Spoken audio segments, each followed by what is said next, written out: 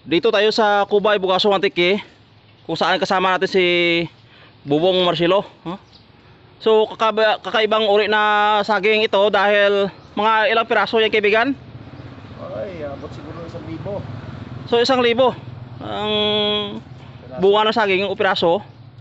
At sige-sige pa, at tuloy-tuloy ang kanyang produce ng ganyang uri na bunga.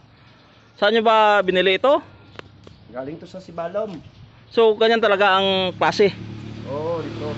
So kahit ang malak niyan, ganyan ang kanyang bunga. Oo, ganun yung lahat na to. Thousands of ano to? Banana. Of ang tawag dito? Finger Oo, ng banana? banana. 1,000 finger of banana. Kakaibang uri ito. So diyan lang yan makikita sa Cubay, Bukaso, Antique. Hanapin nyo lang si Bubong Marcelo para sa kompleto na information tungkol sa ganitong uri na variety ng saging. Maganda at siguro kung mahinog ito ay masarap. Kahit mga maliliit lang. Ngayon pa lang ito namunga.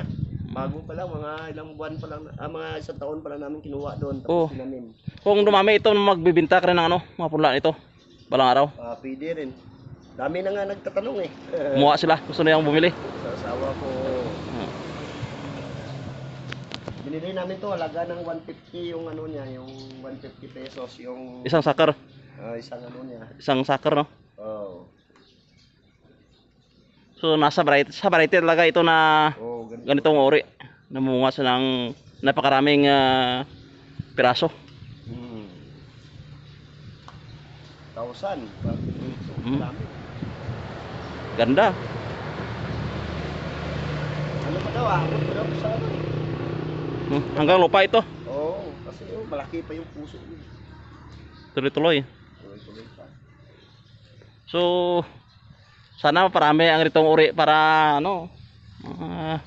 ganda ito pang decoration sa bahay o pang landscape, no? Tanim mo sa tabi ng bahay mo. Malaki naman to eh, oh. Malaki. Malaki rin siguro, pero ayan. Malaki naman. Malaki. parang senyorita na saging. Arnibal ko sa atin, no? Arnibal. Yan.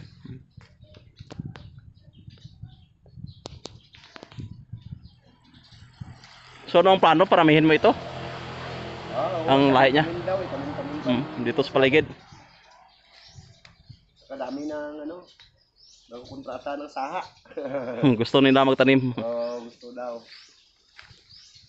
I-post ng asawa ko din.